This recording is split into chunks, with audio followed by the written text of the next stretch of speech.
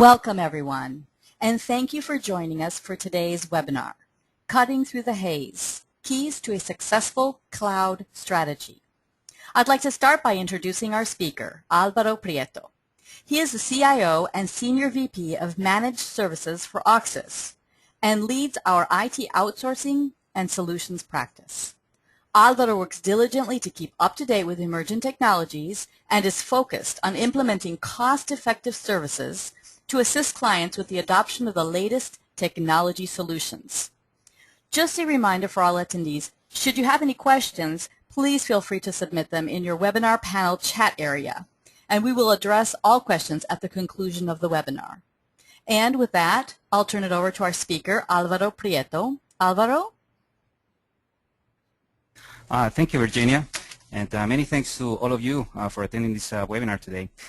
During today's webinar, I'm going to share some of the latest research out there that we have that we've been collecting on the cloud technology, and we'll try to do my best to define the cloud as we know it today, and we'll conclude the presentation then with a few strategies that I think you should consider for adopting the cloud technologies. So let's start with the presentation with a couple of interesting facts about what's going on really today on the internet. I'm kind of a numbers person, so I'm always like to gather numbers to let people kind of see, you know, how what's really going on in certain areas.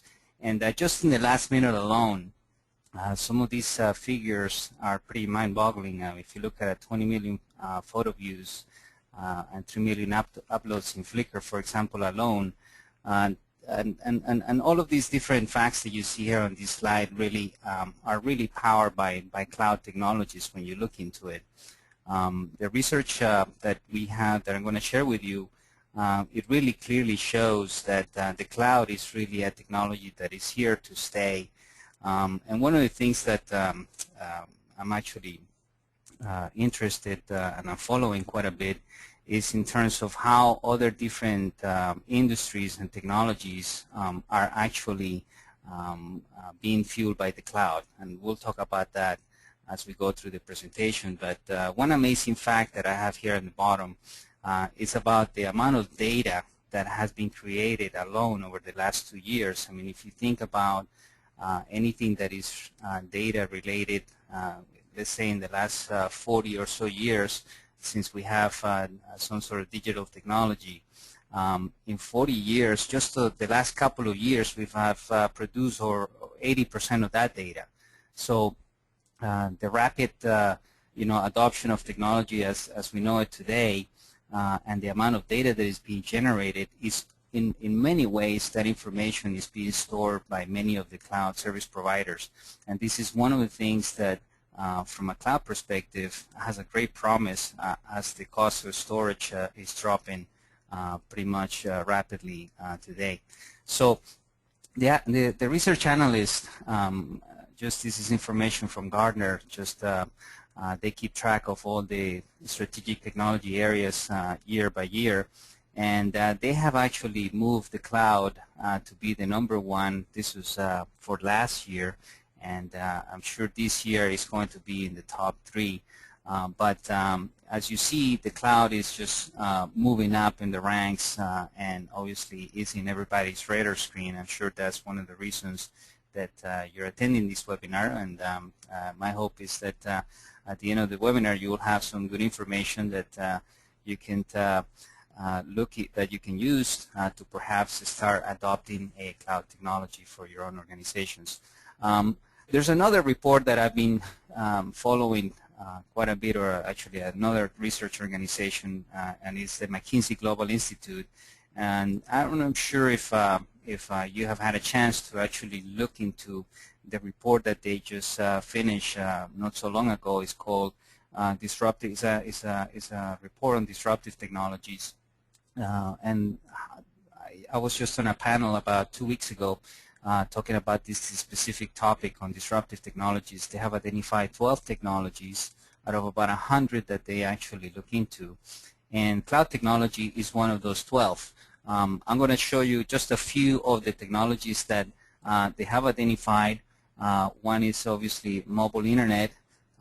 There's about 1.2 billion devices today that are being used around the world by users, obviously, and they are expecting that these technologies are going to move from about 1.2 billion to about 4 to 4.5 billion devices that are going to be connected to the internet over the next 10 years. A lot of the information in the report is really looking at about 10 years from now, actually about 2025, and how these technologies are going to potentially transform the global economy and transform the life, and in many ways, obviously, many businesses that are going to be impacted and have the opportunity to take advantage of these technologies. Just to think along of what 4 billion users will be doing on their tablets and mobile devices is just something that most people just can't comprehend at this point. But the cloud is there to actually support or fuel the use of these technologies as we know it. There's other things that are interesting. One thing is called the Internet of Things, and these are basically low-cost sensors that are out there that are delivering, gathering information in real time and processing that or sending that information to a centralized location for analysis.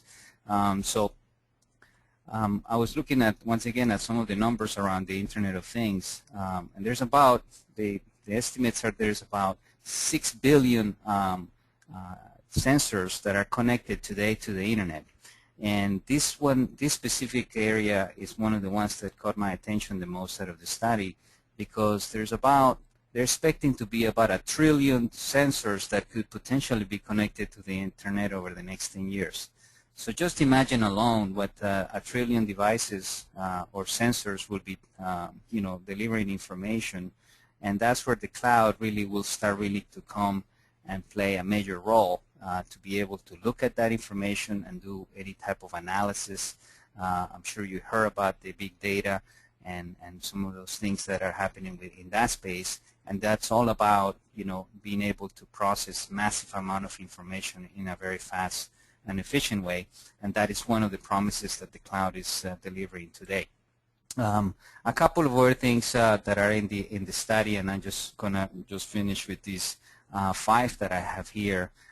Is a couple of ways with the automation of knowledge work, which is basically a way that they're going to, or they're thinking, or they're planning to have technology start replacing, a lot of the tasks that are performed today by knowledge workers.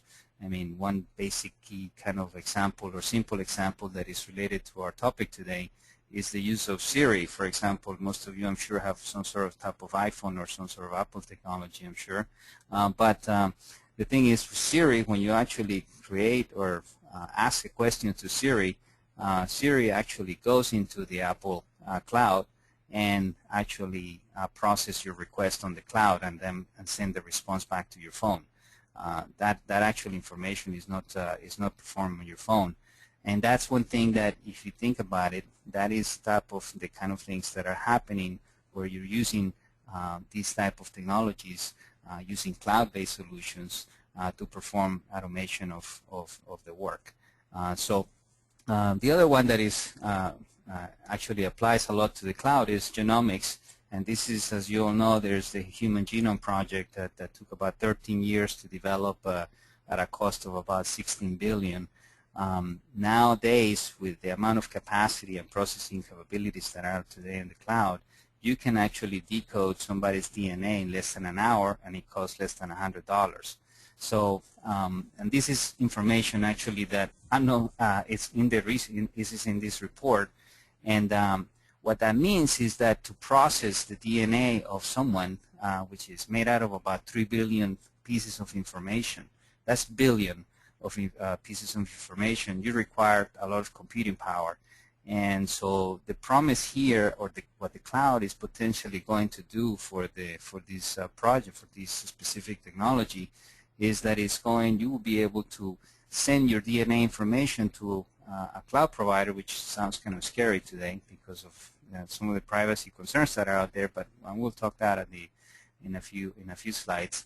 But the thing is that, there's no way that we will have the capacity, the capability, the computing capability anytime soon to be able to process this type of information on your home computer or your cell phone. So the cloud is the one that is going to potentially be the recipient of that type of information and the processing of that kind of information. So this could be something that could explode and could change in many ways the way healthcare really is performed today, because you can find a very specific symptom on somebody's DNA and target a very specific treatment for that, for those symptoms based on their DNA signature. So it is very, very,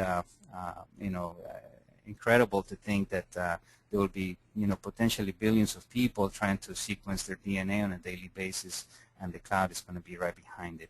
So a couple of things more specifically to the cloud based on this report is really the economic impact that this technology could have to the economy. So they will be they're expecting about $3 trillion on enterprise spend around cloud technologies. So they actually looking, or they're expecting that this is going to grow from a spend perspective, and I have some slides in a little bit later in the presentation that shows about the kind of spend that is being performed today on different cloud service models. But about half of that number, they expect it to be generated or be delivered by new companies. So the opportunity for companies to actually jump into the cloud is very imminent. As you see a lot of the different service models that are out there, and people that are, and companies that really are transforming not just their organization, but transforming sometimes economies in many ways. So there's a great opportunity to increase, the revenue of a company perhaps, or even there will be quite a bit of startups as a result of cloud technologies as expected. One thing that is amazing is about the number of months that it takes to double server capacity on a per dollar basis. So I mean, it's every 18 months, and this is kind of getting it's the number of months to actually double the server performance per dollar is getting reduced pretty much year after year. So it would not be a surprise that we will have every 4 or 5 months doubling server capacity per dollar means that the cost to do that is going to be dropping quite a bit, and that is something that we see in the cloud is actually making happen to reduce the cost of processing on a pretty much on a monthly basis. Those costs are going down. So let's think about, or let me share with you some of the viewpoints that we see, so we can start formulating or sharing with you some of the definitions, or kind of agree on a definition for what the cloud is really today. And there's different viewpoints from an executive's perspective. The executives are really looking at how they are actually using that technology, and then what they're looking at it is pretty much applications, obviously, to run their business, where they can actually purchase it or rent it, and they can use it whenever and any time and whenever they like. So that is in general how an executive really looks at cloud technology today. The CFO really likes cloud, I think, because it's a way to pay for what you use, and that is one of the great promises of the cloud. We've been discussing cloud computing, actually utility-based computing services for, I would say, the last 15 years, and it has never really been a reality in the way that it is today, and that's one of the things that the cloud obviously delivers, is the ability to be able to measure and meter the services and pay for exactly for what you need. The comparison has always been the electrical use of the consumption of electricity in your own homes and the paying per kilowatt. So right now we have the same type of billing for cloud services. And the CIO obviously has a little bit of a different views in some cases that is more related to the technology type of aspect of the cloud, which is more fueled by virtualization technologies as being kind of the core technology to enable cloud-based services today. So from a couple of a few things that in terms of the spend that is happening today and how, where you see or what the whole idea of what the cloud can help your own organizations deliver from a performance and from a cost perspective. If you look at this chart, this is the total IT budget of a typical organization. This is information that Gartner has been gathering for many years. And as you see over the last 5 or so, 6 years, the average spend on just keeping the lights on is been staying pretty much steadily at 68, 70%, I mean 68 to 66% as an average is about 67%, let's say, and the rest is of that IT budget is spent on growing and transforming the organization. Now, what the cloud can do, and one of the promises of the cloud is to help reduce the spend, that big, blue area that you see on the bottom of the chart, which is, let's say, 70%. Try to bring that down so you can actually do less in operations at a potentially reduced cost, and then invest more into growing and transforming the business, which is where you actually see, real change and real value from what IT can deliver to an organization. So the whole promise and the whole intention in many ways by many of the CIOs and the different organizations that we actually talk to, they're always looking in terms of how can we reduce our operating costs, and that is basically your 70%, and bring more into growing and transforming the organization. And I think the cloud, and this is one of the things that I'm hoping that I can communicate with you today, is that the cloud really is a technology that can truly help transform an organization. And then we'll illustrate a couple of examples later on. So from a definition perspective, the cloud is still is a style of computing, right? Where it's elastic. You can use it, grow it as you grow from a perspective of from a business perspective. It scales with you up or down, very fast and very easy. And it's delivered normally as a service where you can actually meter the use of that service. You can pay for exactly what you use, and you know exactly what you're using. Just amazing to me that here at Auxis, we've been around for, 18 years or so, and delivering a lot of IT services, and we have never seen an organization, and we work in a lot of mid-sized and large organizations, that actually understands exactly what the usage of their technology looks like, and have actually a price associated with the use of that technology. So this is always something that has been a big headache for CFOs in terms of figuring that out, and as well as for executives in many companies, because they always see that technology budgets are increasing, but they never really have a way to measure the actual growth of why in some cases and how it's really growing. So today the cloud can really help those decisions, make those decisions a lot easier, and that is really one of the things that I believe the cloud has one of the best things to offer from the cloud perspective. The other one is being able to really service-base and be able to pick from a catalog of specific services, and not only just have a list of services, but know exactly what that cost per service looks like. So the cloud is definitely a technology that is here to stay. You cannot ignore that it is a technology that you sooner or later, if not already, you're using some of it, but it's definitely something that I see that will continue to grow in your own organizations and in the future. So talking about the future and looking a little bit into how we got to where we are today, and this is just a little bit of technology, I guess, history, starting back in the 80s when the IBM PC basically came out in the market. At the time, the basic type of cloud, as we call it cloud, would be just accessing a pool of phone banks and being able to access the internet that way. So at the time, it was just basically ISPs delivering dial-up connections to the internet, and that was kind of what we thought at the time. It was kind of like a external service delivering that as a cloud service, as more kind of a communication as a service, I guess, at the time.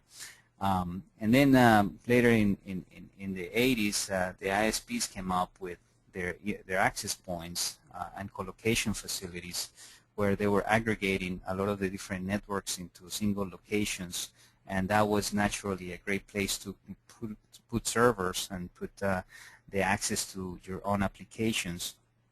So that was the beginning of the massive colocation facilities that are out there. At the time, there was really no virtualization technology, so you have a massive amount of servers that were probably, and I'm sure as is shown, the information we have, that a lot of the utilization of these servers, the average utilization is about 15%, and that's what VMware saw an opportunity to develop the technology to actually make better use of those assets, make better use of the capacity that these servers were providing. So that's where the virtualization technology really played in the 2000s, mid-2000s, and that's where we start really seeing the development of, cloud-based technologies where you can virtualize a lot of the loads and start delivering those at a cost in a very dynamic way. So the virtualization has been pretty much the key technology that has fueled the cloud, and it will continue to grow. I mean, one of the things to keep in mind is that this technology is still growing. It's not evolved fully by any means at all, and so it's, I think, very important as if you're a technology professional in this webinar, that you really you're paying attention, close attention of what's going on from a cloud perspective, and hopefully bring that into your organizations sooner than later. So to define a couple of the different type of clouds that are today, and this is what you hear quite a bit, there's three types really that we know for cloud-based technologies, and this is the way that the technology is being delivered to the organizations. One is your typical private cloud, which is your services that are managed within the organization. To access those assets, in most cases you need virtual private connection, and you pretty much have your own resources pretty much contained within the four walls of your organization, or you can have it at a colocation facility, but you're fully managing the entire footprint. So that is pretty much what we know today of most companies would say that they do have a private cloud, although to really make sense of what a true cloud should be, it should be something that is delivered as a service, that you're metering the use of that application or that service, and you have a cost obviously associated with the meter service.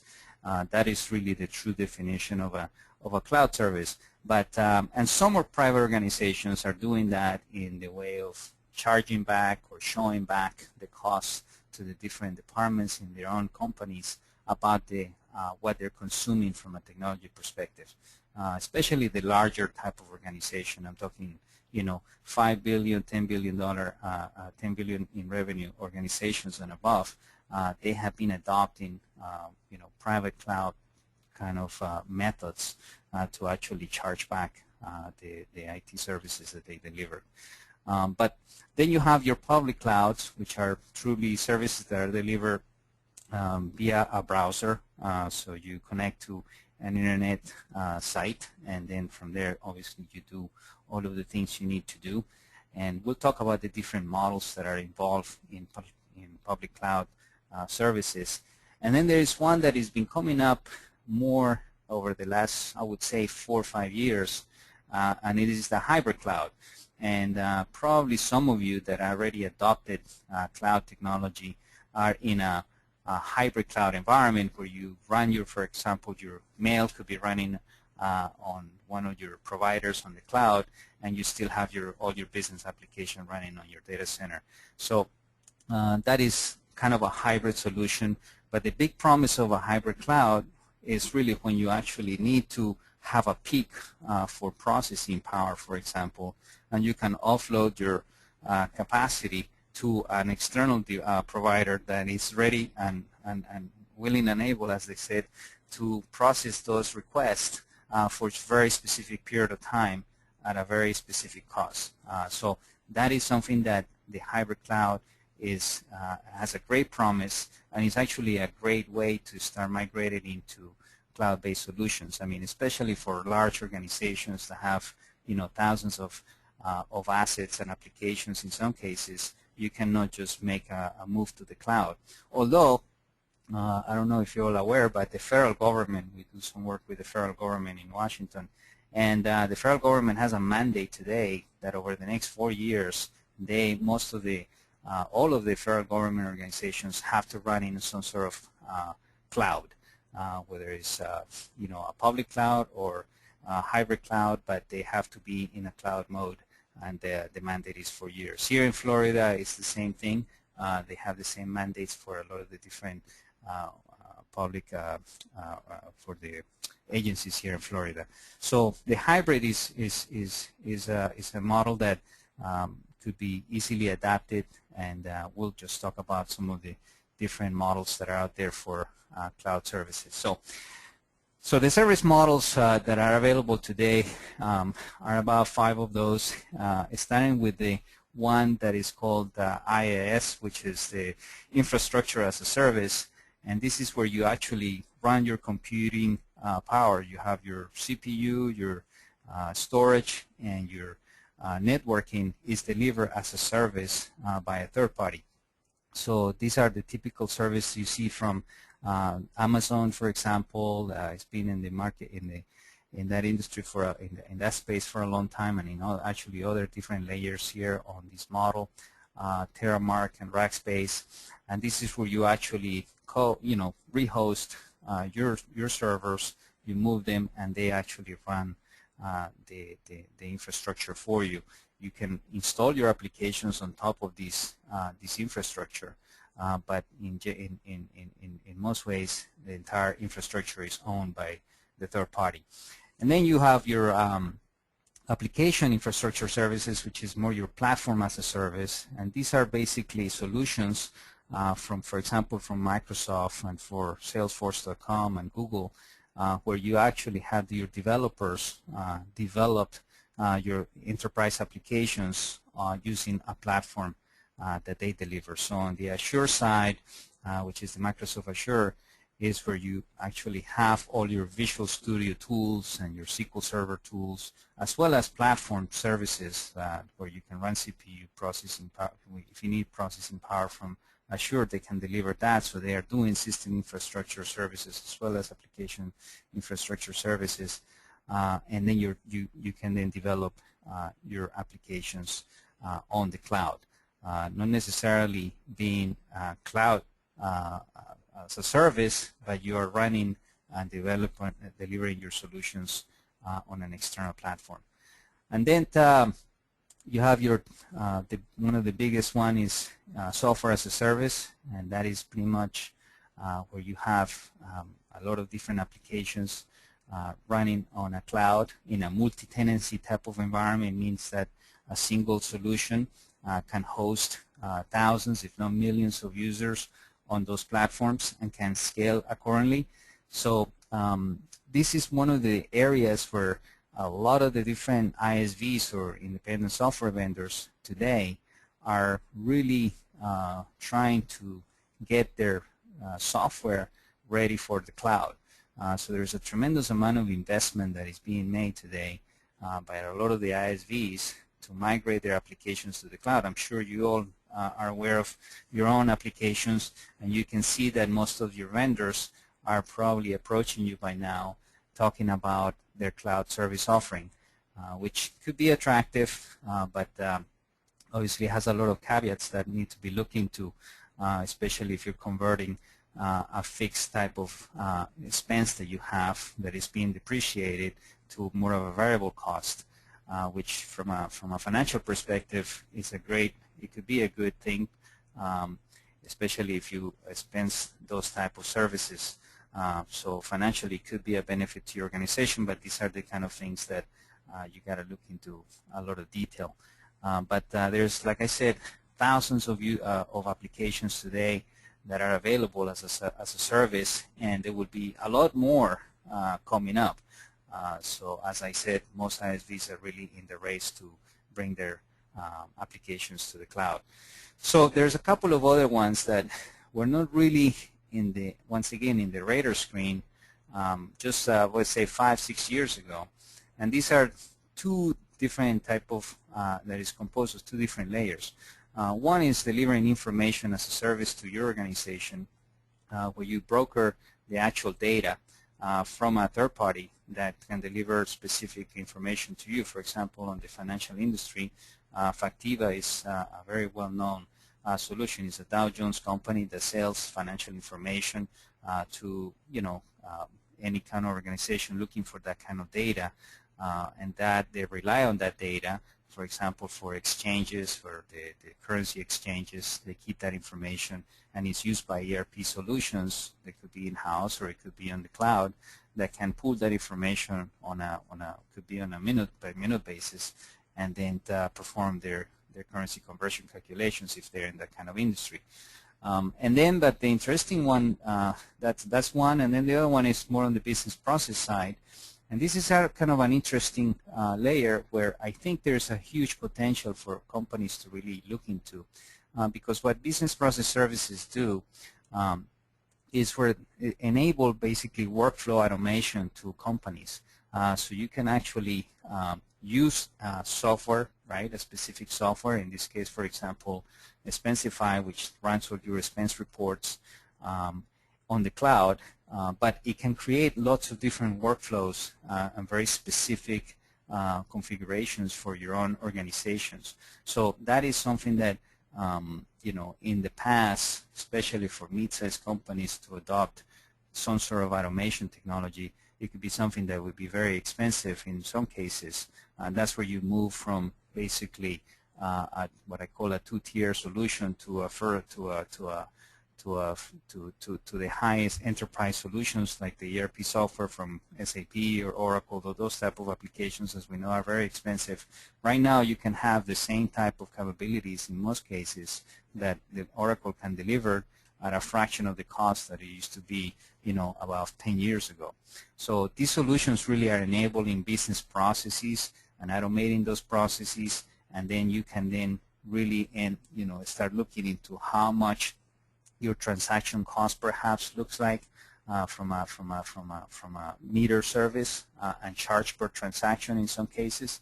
So these are kind of things that are evolving and something to definitely look into, especially if you're in the business of rehosting or re-architecting your solutions, your enterprise applications, to look into what these business process services offer today. Now, all of these things are really controlled and managed by a security layer.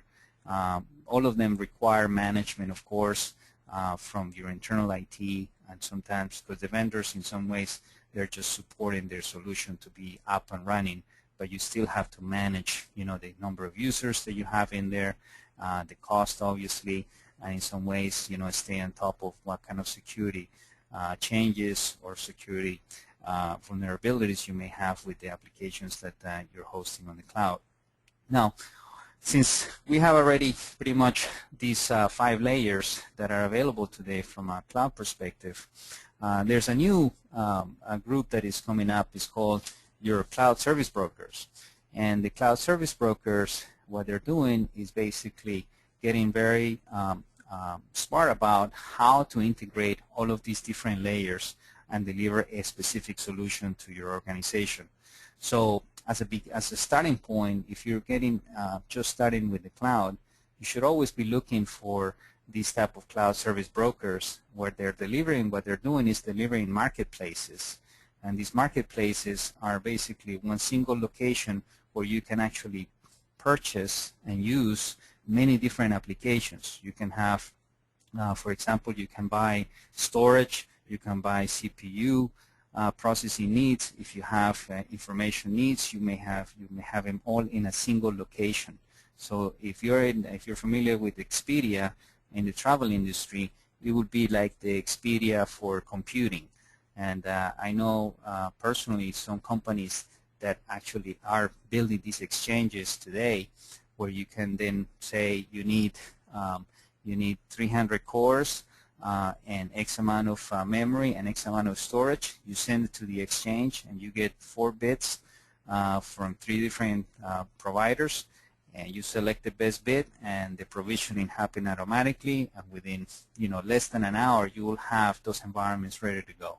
So the fast provisioning that is happening today by a lot of the middleware technologies that are available is really one of the things that are becoming very, very crucial in the adoption of the cloud. And a lot of these cloud service broker providers are into that business today. I mean, every day there's even more and more of these different organizations that are coming.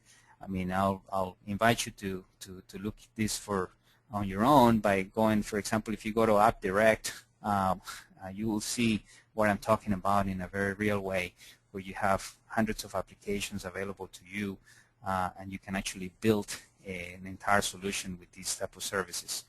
So as I said, a lot of the providers today are really, integrating all these layers on a regular basis. So at the end, it's going to be pretty much a single solution made out of multiple different layers, like you see here. So, I mean, a couple of examples, just more specific to what I was talking about, in terms of the type of services that are available today. If you look at business process services, which is the upper layer that I discussed, you have things like cloud advertising, obviously your payroll systems like ADP, which has been in that space for some time now, but now they really are delivering a true, business process solution, not just a transactional-based solution as it used to be, but they now have many, many different ways that you can customize workflows.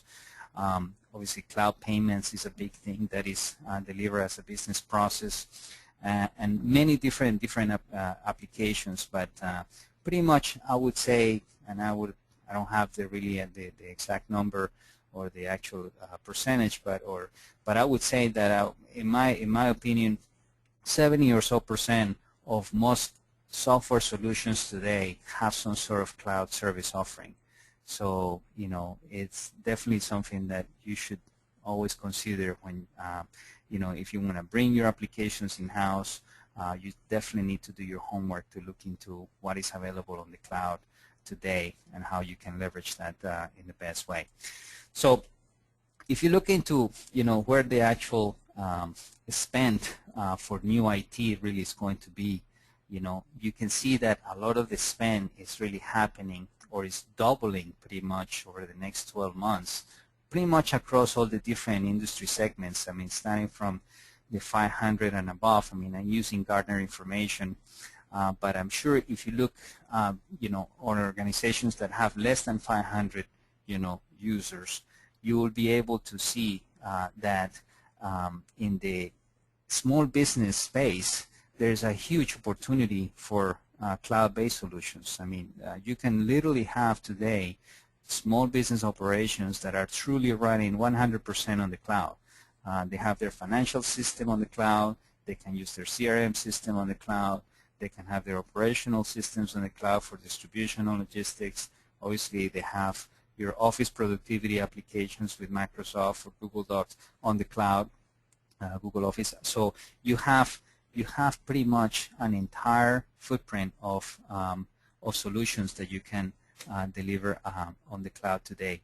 And I think the actual spend on mid-sized companies on the cloud is going to definitely increase on the years. But as you see, most industries, I mean, most of the industry segments here that are shown here are pretty much going to make a major move to cloud-based technologies as a software, as a service, as here as a platform. As you see, they're doubling pretty much the spend in those areas. So it's another way to show that the cloud is definitely here to stay. And then just to show kind of the amount of spend that is on the cloud. I mean, you will basically see that the growth is pretty much on the infrastructure as a service, which pretty much makes about 41% growth for 5 years they're experiencing. That's because a lot of the companies, the first move that they make in some cases is to move their infrastructure to a cloud-based provider. That's where you run your CPU cycles, your storage, and your computing and your networking is running on a cloud service. So that's where you see the highest growth. They're expecting the highest growth, and obviously around the world, being the biggest countries that are China and Latin America that is emerging in this kind of spending. You'll see that a lot of those, that's where you're going to see the biggest growth. But in the U.S. is where you're going to see the highest spend, I believe, because the U.S. organizations and companies are the ones putting together a lot of the cloud service offerings that will be consumed by a lot of the different countries around the world. So let's look at a couple of things in terms of the adoption of the cloud. I mean, first of all, starting from the very kind of beginning, as a first step, we start with the rehosting of your footprint. So this implies really the redeployment of your application on different hardware environments, perhaps. So this is where you basically move your servers from an in-house solution to a cloud-based offering where you're paying as a service. Then you move from there. Once you have your servers, perhaps you move your infrastructure to a cloud-based provider. You then start looking into how you can then start refactoring your solution. And that refactoring means that you may be able to, run your applications on a specific provider's infrastructure. So this is pretty much what I discussed earlier about putting a platform that is provided to you for your development teams to come up with new applications, right? And here I'm not talking about, I mean, there's many different things here, but one specifically when I mean your developers could be developers developing technologies for in-house use, or it could be, organizations that are delivering or, developing solutions to sell as a service, using their cloud technologies. And that's kind of the industry for the independent software vendors, right? The revision area, which is kind of the next logical step once you have done some of the rehosting and refactoring of your solution, is to modify pretty much or extend your existing code base to support some sort of modernization of your application. So if you're revising your solution and you're moving from, let's say, Java to a .NET type of technology, you're then revising, your technology footprint. You definitely are in the where you probably are doing that because you may want to deliver more software as a service to the public or to your internal organization. But in most cases, this is really is aimed more at when you do these kind of revisions. It's really more looking at when you're looking to actually create some revenue stream from your technology applications. And then rebuilding and replacing really are the last phases where you make the decision to basically reconstruct your entire application and come up with basically a brand new solution. So so if you're moving across the different layers, starting with infrastructure, being at the very on the left side of here, which is the first most logical step for you to start looking into migrating to the cloud, you go through these phases until you get to delivering your solutions more from as a business process. And that's really kind of one of the a roadmap for cloud adoption that is pretty standard today. Now, if you look into how you should move your applications or what type of, you should move first, second, and third, really starting from the core systems, and I'm going to look at this bullseye here. as starting from there, not from the outside in, but mostly from the inside out, right? There's different applications that you cannot just move to the cloud right away, and that is basically determined based on if they are the system of record for your organization. These are applications that require they have a lot of strict control requirements. They probably will take a long time to migrate to a cloud provider, because there's a lot of different considerations you have to make to change. So you probably don't want to start moving your core systems out to the cloud. The ones that are in the middle are the ones that perhaps have less restrictions from a control perspective, and perhaps are the you don't have that many compliance requirements with these type of applications, perhaps. But one of the things that come to mind is your accounting system. I don't know if you heard about NetSuite, but NetSuite is an Oracle offering, as well as Dynamics on the Microsoft side, that are being delivered as a service today, and there's thousands, if not millions of users that have already migrated to those type of organizations. For small businesses, that makes a lot of sense, but for a large organization, it may not be an easy move to make because of compliance in most cases, and probably integration with other different systems.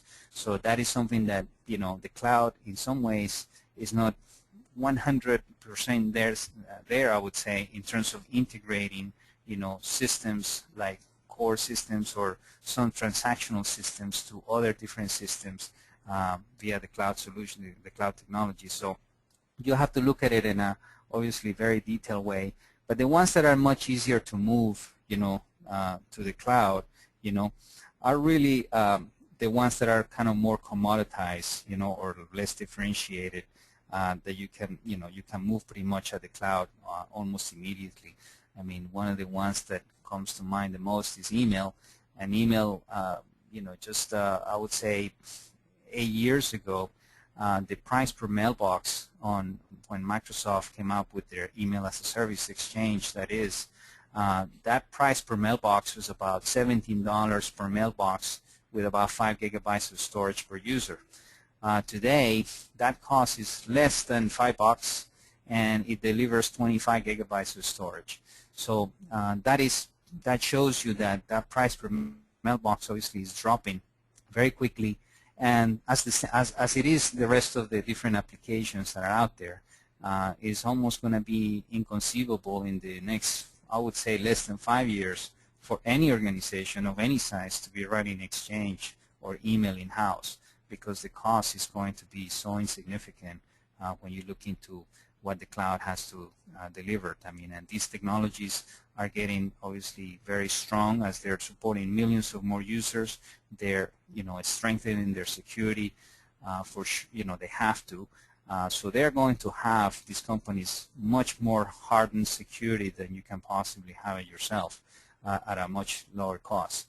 The other ones that are easy to migrate or start thinking about is your productivity applications. I mean, specifically with, once again, with Microsoft or Google, to look into these applications today, it makes, in some cases, a lot more cost effective than actually running or buying those licenses yourself. And there's many others, from a development perspective, from a social and collaboration technologies. They really are much easier, and that decision should be a pretty easy decision for you to make. But once again, you have to look into, obviously the cost benefit, and then always be aware of the migration cost associated with these technologies. Whether even just simple as an email type of solution, the devil sometimes is in the actual conversion and migration of those systems to the cloud. There's a very, in some cases, hidden costs associated with that. So you definitely need to be looking at how you do that and the cost associated with it. So last but not least, about security on the cloud. I mean, it's been a big topic of discussion, and it's been, in my opinion, back in 2000, it was a big deal when the .com came out. and in many ways it wasn't really that adopted because there's a lot of huge concerns about cloud and those services that were being delivered at the time. Because a lot of the standards for security were not there, and they're still not there. There's a cloud council that is actually putting together a lot of these frameworks for security that needs to be applied to anyone that is delivering cloud services. But there's still some unknowns. But one thing I can say is that if you look into or you do your due diligence with your cloud provider in terms of what kind of technology controls they have in place, and the type of systems that they use for monitoring their security, you're going to find that these companies have a lot more stronger security than you can possibly have it yourself. Unless you're a major bank or something like that. But for most companies, when you look into moving to a cloud, and do your due diligence, you'll be surprised that if it is a good cloud provider, that is, and all of them, all of the cloud service providers that I talk to, they have major efforts behind their security standards. And so you have to kind of trust in some ways that they're going to do, a much better job, securing your information than you can possibly can. Although, as I see here, you show here, a lot of the incidents that you see in the cloud, it really happened by administrator error, not really that you have, a lot of the different, hackers going after your data and they don't have protection against it. The Target incident, for example, is one that comes to mind, but as you know, that really came from the inside. Not really is something that was, it's not really a cloud service per se. But what I'm trying to say here is that, be aware of what the providers are doing, stay on top of it, making sure that you're aware of the kind of changes that they're making to the security footprint, which they make changes all the time. But you need to make sure that you have some sort of auditable type of that you can audit those type of changes on a regular basis and have a plan in terms of how you manage that security. So, just a few takeaways to wrap up today. I said earlier, and I hopefully been portraying through the webinar, that don't leave the adoption for later. There's you can take opportunities to today to bring some efficiencies into your organization. Start with systems that are least disruptive, like we talk about email and office applications and collaboration technologies and your development and testing environments and those type of things. And be aware of what's happening with the cloud providers. Amazon is really leading the charts in many ways, as well as Microsoft and others, and Google. But the price per storage, for example, you can actually store your backups on an Amazon cloud for less than a penny a gigabyte.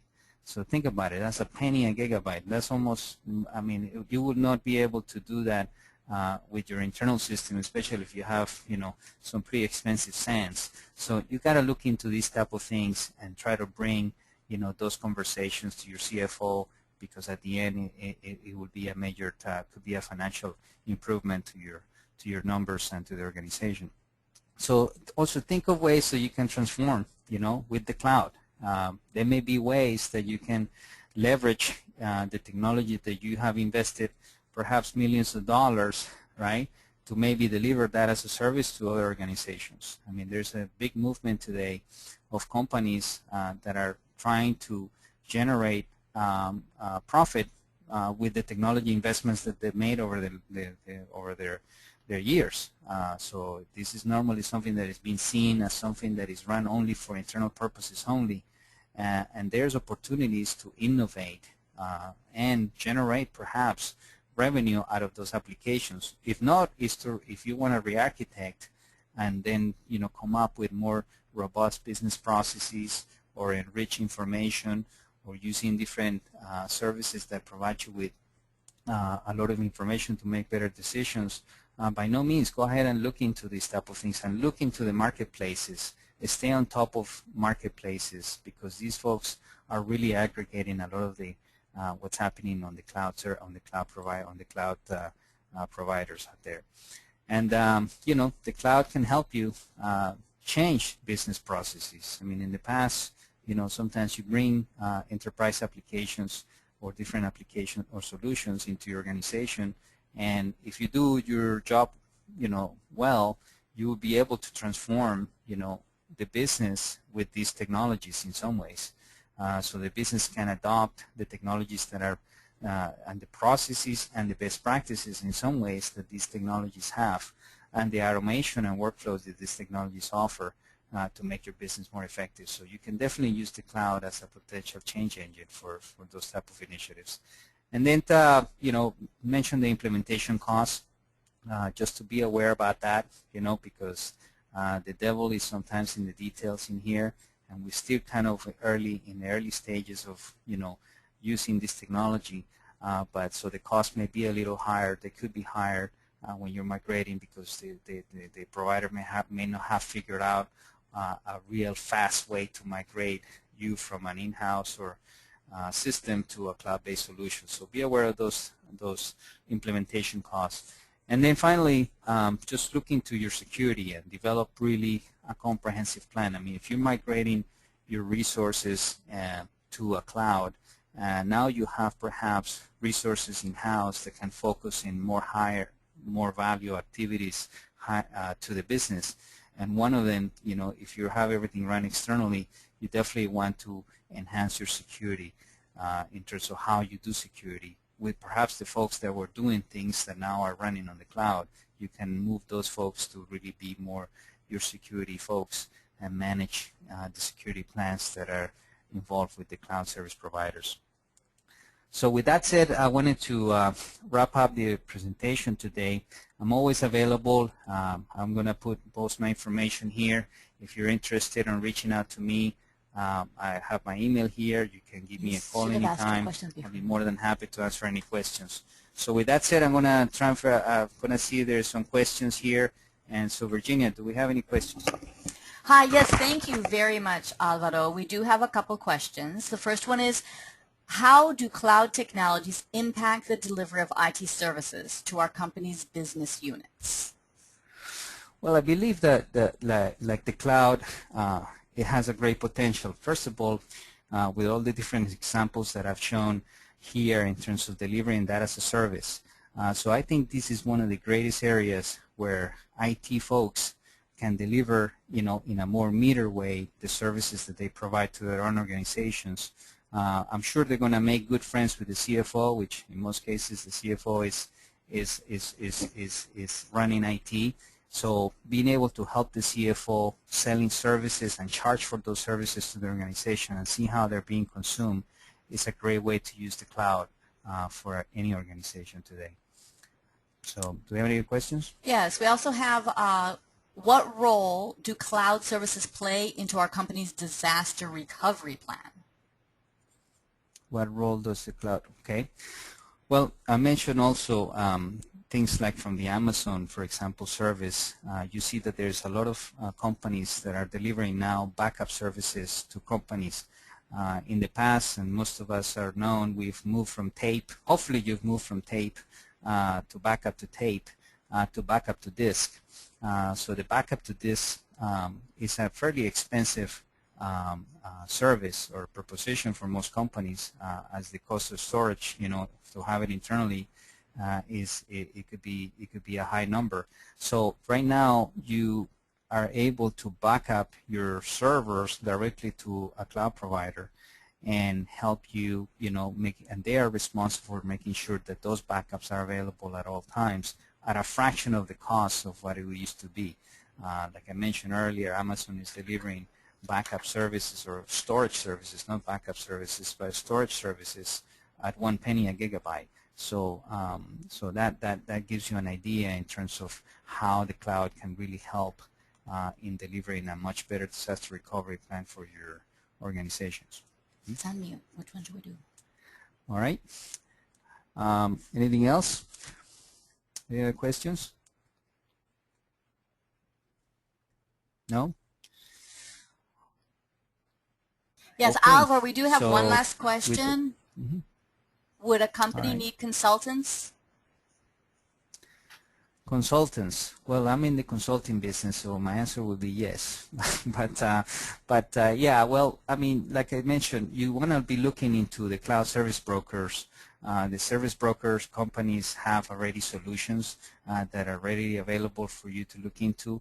But I will always start with an assessment. If you can really start your cloud strategy, looking into how you're going to use these technologies over the next 2 or 3 years, it'd definitely be a good idea to bring an external party that really has good knowledge of cloud-based technologies. If you're really moving into a very specific segment, let's say you really are looking into replace or rehost your infrastructure, bring a cloud provider or a cloud or an external party that really understand infrastructure services. If you're moving your applications to the cloud, then bring someone that really is an expert on cloud services, on application services. So, it's very important that you really get the right consultant to help you with it, because a lot of you folks, I'm sure, are so, inundated with requests and dealing with your day-to-day basis that you really can keep up with a lot of the different things that are happening today, which are changing very rapidly. So you definitely want to have a consultant if you can. Huh? Alvaro, thank you. We actually received one last question in addition. Are current IT skill sets transferable to cloud computing, or are there new skill sets that the IT staff need to develop? It's a great question. That's a great question, yes. And yeah, well, as always, in IT, I always say that IT is in the business of change. And with that, IT skills need to change, to start really being aware of how they can really leverage the cloud the best possible way.